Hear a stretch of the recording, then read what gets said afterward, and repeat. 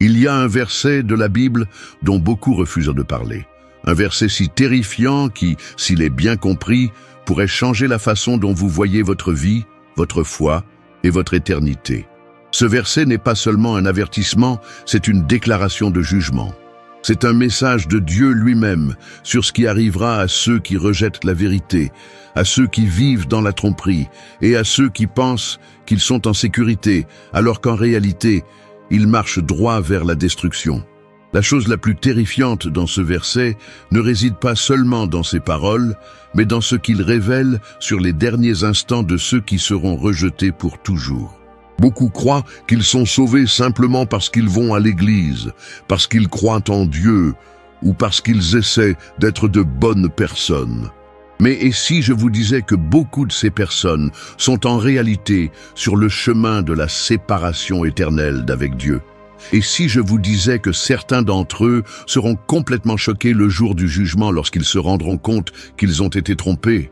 Jésus lui-même a averti que tous ceux qui l'appellent Seigneur n'entreront pas dans le royaume des cieux. Imaginez-vous debout devant Dieu, attendant d'être accueilli au paradis, seulement pour entendre les mots « Éloigne-toi de moi, je ne t'ai jamais connu ». Le poids de ces mots, la finalité de cette phrase, est quelque chose qu'aucun esprit humain ne peut pleinement comprendre. L'idée de se tenir devant le Tout-Puissant, réalisant à ce moment précis que toutes les chances ont disparu, qu'il n'y a plus de grâce, plus de seconde chance, aucun moyen de revenir en arrière, voilà la réalité la plus horrible à laquelle on puisse être confronté. Les églises d'aujourd'hui évitent souvent ces dures vérités. Ils parlent de bénédiction, de faveur, de prospérité, mais ils confrontent rarement les gens aux conséquences réelles du rejet de l'appel de Dieu à la vraie repentance. L'ennemi a travaillé dur pour faire taire ce message, parce qu'il sait que si les gens comprenaient vraiment ce qui est en jeu, ils courraient vers Jésus avec tout ce qu'ils ont. Mais au lieu de cela, beaucoup se sentent à l'aise dans un faux sentiment de sécurité, croyant que simplement parce qu'ils reconnaissent Dieu, ils sont automatiquement sauvés. Mais la Bible dit le contraire. Il existe un verset spécifique qui indique exactement qui sera jeté dans le feu éternel. Et ce verset ne parle pas seulement des meurtriers, des voleurs ou des méchants manifestes. Cela inclut des personnes qui ne s'attendraient jamais à figurer sur cette liste, des gens qui pensaient faire le bon choix, qui se convainquaient que leur mode de vie était acceptable. Mais en fin de compte, les normes de Dieu ne sont pas basées sur l'opinion humaine, mais sur sa parole. Pensez au nombre de personnes qui vivent leur vie en supposant qu'elles ont le temps. Ils pensent « un jour je prendrai Dieu au sérieux ». Ils supposent qu'ils auront un moment pour se repentir avant de mourir, qu'ils pourront continuer dans leur voie et se tourner vers Dieu à la dernière minute. Mais ce qu'ils ne réalisent pas, c'est que beaucoup sont morts en pensant la même chose. Ils pensaient avoir plus de temps. Ils pensaient qu'ils auraient une autre chance. Mais leur dernier souffle est venu plus tôt que prévu, et désormais, ils vivent les conséquences de leur choix pour l'éternité. La Bible parle d'un jour où beaucoup imploreront Dieu, attendant sa miséricorde, mais ils entendront les paroles les plus dévastatrices qui soient « Je ne t'ai jamais connu ». Et à ce moment-là, toutes les excuses, toutes les auto-justifications, toutes les fausses croyances n'auront aucun sens. La seule chose qui comptera est de savoir si oui ou non ils ont vraiment suivi Christ et vécu dans l'obéissance à sa parole. Il y avait un homme qui a passé toute sa vie à fréquenter l'église. Il donnait de l'argent aux pauvres, aidait ses voisins et essayait de vivre une bonne vie. Mais au fond, il ne s'est jamais vraiment abandonné à Dieu. Il croyait en Jésus, mais il ne s'est jamais repenti de ses péchés. Il pensait que tant qu'il croyait en Dieu et essayait d'être une bonne personne, cela suffisait. Un jour, il a eu un terrible accident. Alors qu'il était allongé là, sachant que sa vie lui échappait, il ressentit soudain une panique accablante. Une prise de conscience profonde et terrifiante le frappa.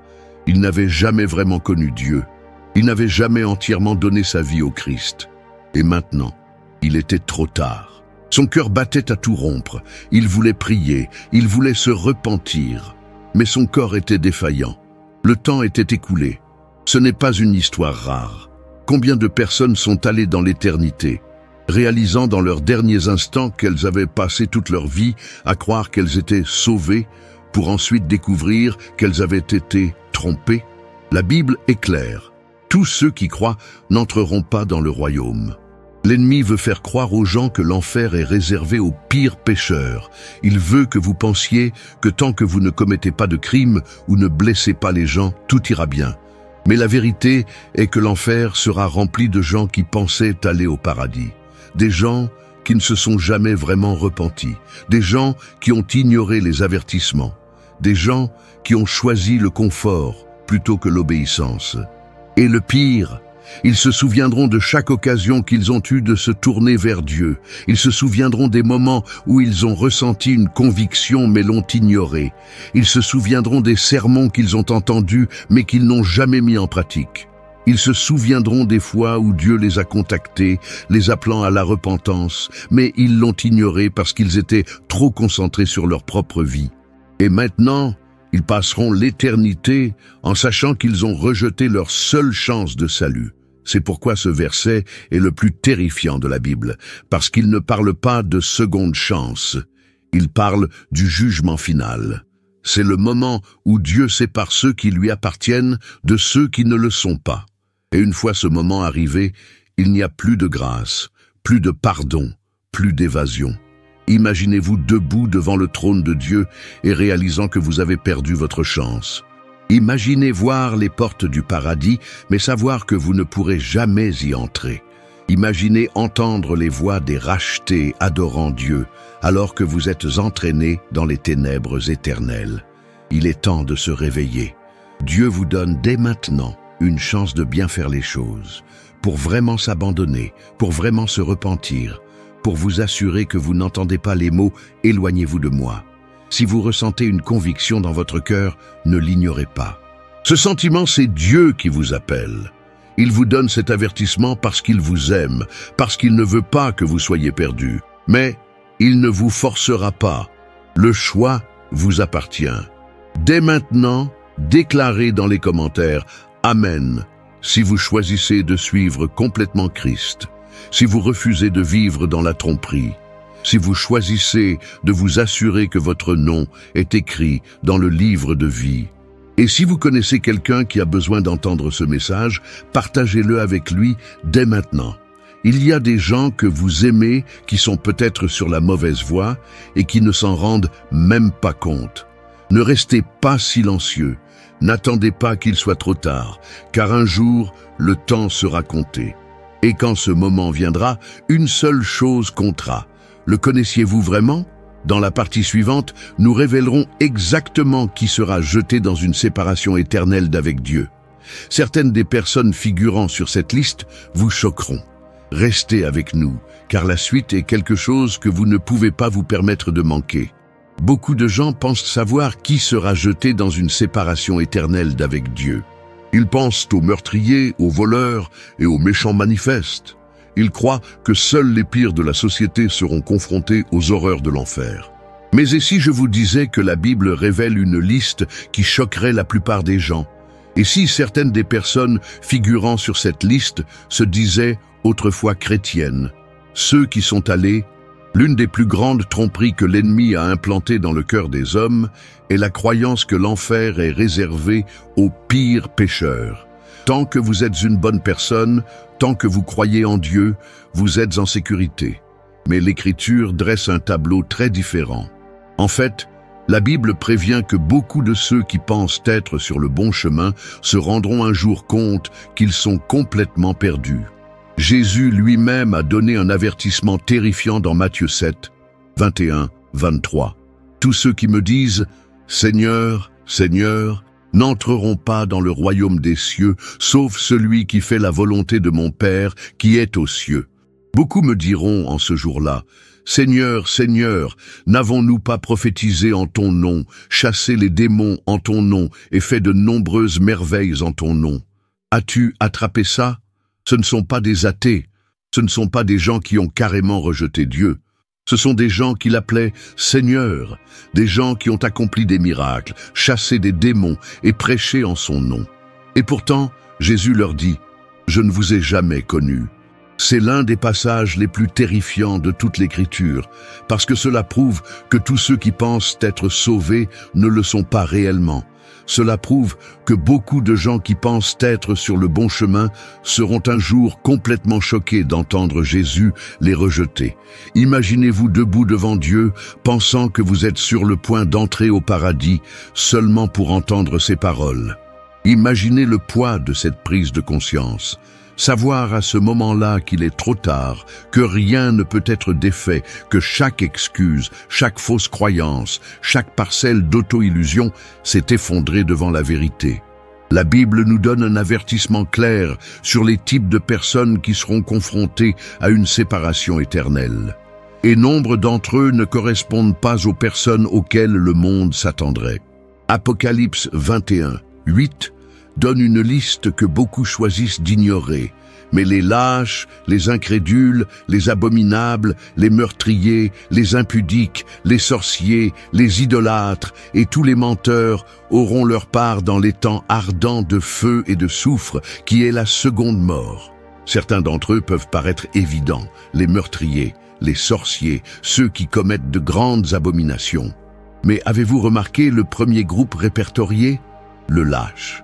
La plupart des gens ne considéreraient jamais la lâcheté comme un péché pouvant conduire à une séparation éternelle d'avec Dieu. Mais le voici, tout en haut de la liste. Pourquoi? Parce que la lâcheté représente un échec à défendre la vérité. C'est la peur de s'abandonner pleinement à Christ. C'est le refus de rester ferme dans la foi alors que le monde exige des compromis. Combien de personnes ont renié Christ, non pas parce qu'elles ne croyaient pas, mais parce qu'elles avaient peur de ce que penseraient les autres? Combien sont restés silencieux alors qu'ils auraient dû s'exprimer, choisissant le confort plutôt que la conviction? La Bible prévient que ceux qui refusent de défendre Christ, maintenant seront rejetés par lui plus tard. Jésus a dit dans Matthieu 10, 33, « Mais quiconque me reniera devant les hommes, je le renierai aussi devant mon Père qui est aux cieux. » Et les incrédules, certains pourraient supposer que cela ne concerne que les athées, mais combien de personnes s'assoient à l'église chaque dimanche sans vraiment croire? Combien prétendent suivre le Christ, mais vivent comme s'il n'existait pas? Combien de personnes professent leur foi avec leur bouche, mais le renient par leur vie? Jacques 2, 19 dit, « Vous croyez qu'il n'y a qu'un seul Dieu? Vous faites bien, même les démons croient et tremblent. Croire simplement en Dieu ne suffit pas. Même les démons y croient. La foi sans obéissance n'a aucun sens. La liste continue. Sexuellement immoral, idolâtre, des menteurs. Combien de personnes justifient leur péché en pensant que Dieu l'ignorera? Combien vivent dans l'immoralité, se persuadant que la grâce couvre tout, même s'ils n'ont pas l'intention de se repentir? Combien de personnes disent « Eh bien, au moins, je ne suis pas aussi mauvais que les autres », comme si Dieu jugeait par comparaison. Et voici la plus grande tromperie, le péché d'autosatisfaction. Il y en aura beaucoup en enfer qui penseront qu'ils étaient meilleurs que les autres. Beaucoup ont pointé du doigt les péchés des autres tout en ignorant les leurs. Beaucoup croyaient avoir gagné le salut grâce à leurs bonnes actions. Jésus a raconté une parabole dans Luc 18. 10, 14, à propos de deux hommes qui allaient prier. L'un d'eux était un pharisien, un chef religieux qui remerciait Dieu de ne pas être comme les pécheurs. L'autre était un collecteur d'impôts qui reconnaissait son péché et demandait grâce. Jésus a dit qu'un seul d'entre eux était justifié devant Dieu. Et ce n'était pas l'homme religieux. L'autosatisfaction est mortelle parce qu'elle aveugle les gens quant à leur besoin de véritable repentance. Cela leur permet de se sentir en sécurité lorsqu'ils sont réellement perdus. Cela les convainc que tant qu'ils suivent certaines règles religieuses, tout va bien, alors qu'en réalité, leur cœur est loin de Dieu. Et maintenant, voici la question. Vous voyez-vous dans l'un de ces avertissements? Il est facile de supposer que ces versets concernent d'autres personnes, qu'ils s'appliquent à quelqu'un d'autre. Mais l'Écriture est un miroir. Et maintenant, Dieu vous appelle à vous examiner. La Bible dit dans 2 Corinthiens 13, 5, « Examinez-vous vous-même pour voir si vous êtes dans la foi. Testez-vous. Ne réalisez-vous pas que Jésus-Christ est en vous, à moins, bien sûr, que vous échouiez au test. Ce n'est pas un message de condamnation. c'est un avertissement en amour. Dieu ne veut pas que quiconque périsse. Il vous donne dès maintenant l'opportunité d'arranger les choses. Si vous vivez dans le compromis, si vous comptez sur votre propre bonté au lieu de vous abandonner véritablement à Christ, le moment est venu de vous repentir. Il est maintenant temps de se tourner pleinement vers lui, avant qu'il ne soit trop tard. Tapez « Amen » dans les commentaires si vous choisissez de défendre le Christ, si vous choisissez de vous repentir, si vous refusez de vous laisser tromper. Et si vous connaissez quelqu'un qui a besoin d'entendre ce message, ne restez pas silencieux. Partagez-le avec eux maintenant. Vous êtes peut-être la seule personne à pouvoir les avertir avant qu'il ne soit trop tard. Dans la partie suivante, nous irons encore plus loin. Parce que ce qui arrive à ceux qui sont rejetés loin de Dieu est plus terrifiant que ce que la plupart des gens peuvent imaginer. La Bible donne une description effrayante de ce qui les attend. Et une fois que vous l'entendrez, vous ne verrez plus jamais l'éternité de la même manière. Aucune expérience humaine ne peut décrire pleinement ce que signifie être séparé de Dieu pour toujours. La Bible parle de l'enfer, mais beaucoup le rejettent comme une métaphore, quelque chose de symbolique plutôt que comme une réalité réelle et horrible. Et si je vous disais que Jésus lui-même parlait plus de l'enfer que du ciel? Et si je vous disais que les descriptions dans les Écritures vont bien au-delà du feu et du tourment, révélant un destin si terrifiant que même les démons le craignent? Beaucoup de gens considèrent l'enfer comme un lieu de punition, une conséquence pour les méchants, une possibilité lointaine qui ne s'applique sûrement pas à eux. Mais la chose la plus horrible dans l'enfer n'est pas seulement la douleur, mais aussi la prise de conscience qu'il n'y a pas d'échappatoire. Jamais. Imaginez-vous vous réveiller un jour dans un endroit où tout espoir a disparu, où la présence de Dieu, quelque chose dont vous n'aviez même jamais réalisé que vous dépendiez, est complètement supprimée. Pas de paix, aucune joie, aucun confort. Juste une conscience sans fin et écrasante que vous êtes perdu à jamais. Jésus a décrit cet endroit avec des détails terrifiants. Dans Luc 16, il raconte l'histoire d'un homme riche et d'un mendiant nommé Lazare. L'homme riche vivait dans le luxe chaque jour, sans jamais considérer l'éternité, sans jamais penser à Dieu. Lazare, en revanche, a beaucoup souffert dans la vie, mais est resté fidèle à Dieu. Puis vint le moment où aucun d'eux ne put s'échapper, la mort. Soudain, tout a changé. Lazare fut emmené au paradis, tandis que le riche se réveilla tourmenté. Et voici la partie la plus effrayante. Il était pleinement conscient de tout. Il pouvait sentir la chaleur, il pouvait voir les flammes, il pouvait se souvenir de sa vie sur terre. Il essaya même de demander du secours, demandant juste une goutte d'eau pour rafraîchir sa langue. Mais il était trop tard. Il n'y avait aucune issue. Ce qui rendait sa souffrance encore pire, c'était qu'il pouvait voir Lazare au paradis. Il pouvait voir ce qu'il avait perdu. Il savait qu'il avait perdu sa chance. Il savait qu'il avait ignoré la vérité. Et maintenant, tout ce qu'il pouvait faire, c'était regretter. Mais que nous raconte cette histoire ? Cela nous dit qu'en enfer, il n'y a pas de seconde chance, aucun soulagement, pas d'échappatoire, et personne qui finit là-bas ne s'attendait à ce qu'il le fasse. Les gens imaginent l'enfer comme un lieu où les démons errent librement, torturant les âmes perdues. Mais la vérité est que l'enfer n'a jamais été créé pour les humains. La Bible indique clairement dans Matthieu 25, 41, qu'elle a été préparée à l'origine pour Satan et ses anges déchus. Mais à cause du péché, du rejet du salut de Dieu, beaucoup partageront ce châtiment. La partie la plus effrayante, l'enfer n'est pas seulement le feu et la souffrance, c'est une séparation complète d'avec Dieu. Toute bonne chose qui existe, l'amour, la paix, l'espoir et même la lumière, vient de Dieu. Imaginez un endroit où tout cela serait supprimé. Un endroit où il n'y a que l'obscurité, la solitude et des regrets sans fin. La Bible le décrit ainsi. Un lieu de pleurs et de grincement de dents. Matthieu 8, 12. Un endroit où le feu ne s'éteint jamais et où le ver ne meurt jamais. Marc 9, 48. Un lieu de châtiment éternel. Matthieu 25, 46. Un lieu de ténèbres extérieures. Matthieu 22, 13. Ce n'est pas seulement un avertissement, C'est une réalité à laquelle des millions de personnes seront confrontées. Et ce qui est terrifiant, c'est que beaucoup d'entre eux pensaient être sur la bonne voie. Ils pensaient qu'il suffisait de croire en Dieu. Ils pensaient qu'aller à l'église, faire des dons à des œuvres caritatives ou essayer d'être une bonne personne les sauverait. Mais ils ne se sont jamais vraiment repentis. Ils ne se sont jamais complètement abandonnés à Christ. Et maintenant, ils sont piégés pour toujours. Pouvez-vous imaginer le regret? La prise de conscience écrasante qu'ils avaient chance après chance, mais qu'ils les ignoraient, qu'ils ont entendu la vérité, mais qu'ils ont refusé de l'écouter, qu'ils ont ressenti la conviction du Saint-Esprit, mais ont choisi de continuer à leur manière. Il y a des gens en enfer en ce moment qui donneraient n'importe quoi pour juste un instant de plus sur terre, juste une chance de plus de nous abandonner à Jésus, juste une occasion de plus de se repentir. Mais pour eux, c'est trop tard. À l'heure actuelle, vous êtes toujours en vie, vous avez encore le choix. Mais personne ne sait combien de temps il leur reste. La Bible dit dans Jacques 4, 14, « Vous ne savez pas ce que demain vous réserve. Quelle est ta vie ?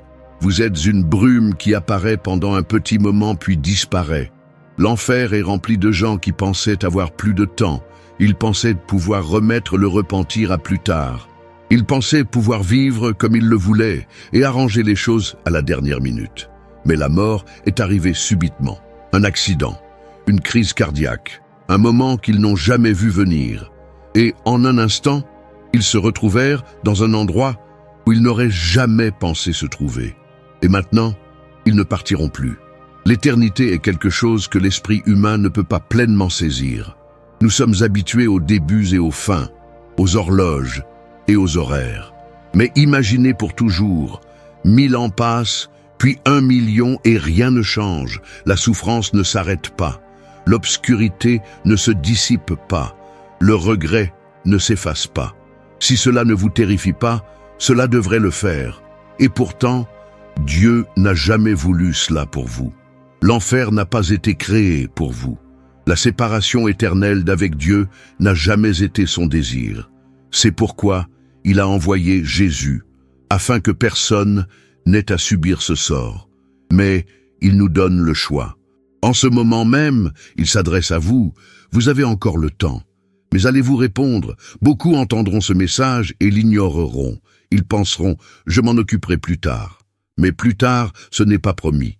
Tapez « Amen » dans les commentaires si vous choisissez de vous abandonner complètement à Jésus. Si vous choisissez de vous assurer que votre éternité est sécurisée. Si vous refusez de faire partie de ceux qui réalisent la vérité quand il est trop tard. Et si vous connaissez quelqu'un qui a besoin d'entendre cela, partagez ce message avec lui dès maintenant. Parce que dans la prochaine partie, nous irons encore plus loin. Maintenant que vous comprenez à quoi ressemble réellement l'enfer, nous devons affronter la réalité la plus terrifiante de toutes, le moment où Dieu lui tourne le dos pour toujours. Un moment où toute grâce a disparu, tout espoir est perdu et où il n'y a pas de retour en arrière. Restez avec nous, car la suite est plus terrifiante que tout ce que vous avez jamais entendu. Il y a un moment qui arrive, un moment auquel personne ne pourra échapper. Un moment où toute excuse, toute auto-justification, toute illusion de sécurité disparaîtra. Un moment où Dieu lui-même regardera ceux qui l'ont rejeté et, pour la première fois de leur existence, ils ressentiront quelque chose qu'ils n'auraient jamais imaginé possible. Dieu leur tournant le dos pour toujours. Les gens parlent souvent de l'amour de Dieu, de sa miséricorde, de sa grâce infinie. Et oui, Dieu aime. Il est miséricordieux. Il est patient. Mais il y a une chose que beaucoup refusent de reconnaître. Il arrive un moment où la miséricorde prend fin. Il arrive un moment où Dieu, qui a passé toute votre vie à vous appeler, qui vous a tendu la main à maintes reprises, retirera sa présence pour toujours. Pouvez-vous même commencer à comprendre ce que cela signifie? À l'heure actuelle, que vous soyez sauvé ou non, que vous croyiez en lui ou non, vous vivez dans un monde où la présence de Dieu existe toujours. Vous êtes entouré de sa bonté, même si vous ne la reconnaissez pas. La chaleur du soleil, la beauté de la création, la capacité d'aimer, de ressentir, d'espérer. tout cela vient de lui. Même ceux qui le rejettent continuent de bénéficier de ses bénédictions. Mais imaginez une réalité où Dieu est parti, complètement, sa présence supprimée, sa grâce ne s'étendait plus, sa voix n'appelle plus. C'est le moment qui se produira le jour du jugement. À ce moment-là, il n'y aura aucune dispute. Personne ne pourra plaider sa cause. Personne ne pourra dire « Mais j'ai cru en toi, je suis allé à l'église, j'ai fait de bonnes choses » parce que Dieu voit le cœur. Il connaît ceux qui lui appartiennent vraiment et ceux qui prétendent seulement le suivre des lèvres. Jésus a averti dans Matthieu 7, 23 que beaucoup se tiendront devant lui ce jour-là, s'attendant à entrer au ciel, seulement pour entendre les mots « Éloignez-vous de moi, je ne vous ai jamais connu ». Réalisez-vous ce que cela signifie ? Pour toute l'éternité, ceux qui sont rejetés se souviendront de la voix de Dieu prononçant ces paroles. Cela restera à jamais gravé dans leur esprit. Les dernières paroles qu'ils entendront de lui ne seront pas des paroles d'amour ou de pardon, mais des paroles de séparation. Et une fois qu'il les a prononcées, il n'est plus possible de revenir en arrière. La Bible décrit ce moment avec des détails terrifiants. Apocalypse 20, 11-15 parle du jugement du grand trône blanc où tous ceux qui ont rejeté Christ se tiendront devant lui. Les livres seront ouverts. Tout ce qu'ils ont fait, chaque péché dont ils ont refusé de se repentir, chaque moment où ils ont ignoré son appel, tout cela leur sera présenté. Et puis, le verdict final sera rendu. Quiconque dont le nom n'était pas trouvé écrit dans le livre de vie était jeté dans l'étang de feu. C'est le moment où la grâce s'épuise. La chose la plus terrifiante de l'enfer n'est pas seulement le feu, pas seulement le tourment. C'est le fait que Dieu n'est plus là. Les gens ne comprennent pas ce qui rend l'enfer si insupportable. Certains y voient une simple punition, d'autres l'imaginent simplement comme un lieu de douleur. Mais la véritable horreur de l'enfer est qu'il est complètement dépourvu de la présence de Dieu. Et c'est quelque chose qu'aucun humain n'a jamais vécu auparavant. Même le pire pécheur sur terre ressent encore un certain niveau de grâce de Dieu. L'athée qui le nie bénéficie toujours de l'air contenu dans ses poumons. Le cœur rebelle a encore accès à l'amour, à la joie, à la possibilité de se repentir. Mais quand Dieu lui tourne le dos, tout ce qui est bon disparaît. La Bible décrit l'enfer comme un lieu de pleurs et de grincement de dents. Matthieu 13, 50. Un lieu de ténèbres extérieures. Matthieu 8, 12. Un endroit où le feu ne s'éteint jamais et où le ver ne meurt jamais. Marc 9, 48. Mais qu'est-ce que ça fait réellement? Imaginez une obscurité si profonde qu'on a l'impression qu'elle est vivante. Un feu qui ne brûle pas comme le feu terrestre, mais qui consume l'âme avec un regret, une douleur et un désespoir sans fin. Une réalité où vous êtes complètement, totalement seul, pour toujours. Certains disent, comment un Dieu aimant pourrait-il envoyer des gens en enfer? Mais ils se méprennent. Dieu n'envoie pas les gens en enfer, ils s'y envoient eux-mêmes. L'enfer est simplement le résultat d'une vie passée à rejeter Dieu. C'est ce qui arrive lorsqu'une personne dit continuellement « Je n'ai pas besoin de Dieu, je veux vivre à ma manière ». Et donc, en fin de compte, Dieu leur donne exactement ce qu'ils voulaient, une vie sans lui. La tragédie est que beaucoup ne réaliseront à quel point ils avaient besoin de lui que lorsqu'il sera trop tard. L'homme riche de Luxèse a demandé juste une goutte d'eau. Il a supplié que quelqu'un aille prévenir sa famille pour qu'elle ne finisse pas là où il était. Mais on lui a dit qu'ils avaient déjà reçu les avertissements. Ils avaient déjà la vérité, tout comme vous avez la vérité en ce moment. Et c'est la partie la plus effrayante de toutes, parce qu'il y a des gens qui entendent ce message et qui l'ignoreront. Ils l'effaceront, ils supposeront qu'ils ont plus de temps, ils supposeront qu'ils pourront s'entendre avec Dieu plus tard. Mais plus tard, ce n'est pas promis. Personne n'envisage de mourir aujourd'hui. Personne ne s'attend à rendre son dernier souffle avant d'être prêt. Mais la mort arrive subitement. Et une fois que vous êtes devant le trône, vous n'avez plus aucun choix à faire. C'est pourquoi Dieu vous appelle en ce moment. C'est pourquoi vous entendez ce message. Parce qu'il ne veut pas que ce soit votre destin, mais il ne vous forcera pas. Il vous donne le choix. Allez-vous continuer à vivre comme si l'éternité n'était pas réelle? Prendrez-vous le risque d'ignorer son appel? Ou allez-vous vous rendre maintenant, avant qu'il ne soit trop tard? Tapez « Amen » dans les commentaires si vous choisissez Jésus aujourd'hui. Si vous refusez de faire partie de ceux qui entendent les mots « Éloignez-vous de moi ». Et si vous connaissez quelqu'un qui est perdu, partagez ce message avec lui dès maintenant. N'attendez pas. Ne présumez pas qu'ils auront une autre chance, car un jour, leur temps sera compté. Dans la prochaine partie, nous découvrirons le seul moyen d'échapper à ce sort.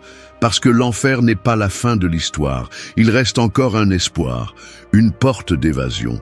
Et vous devez savoir de quoi il s'agit avant que le temps ne soit écoulé.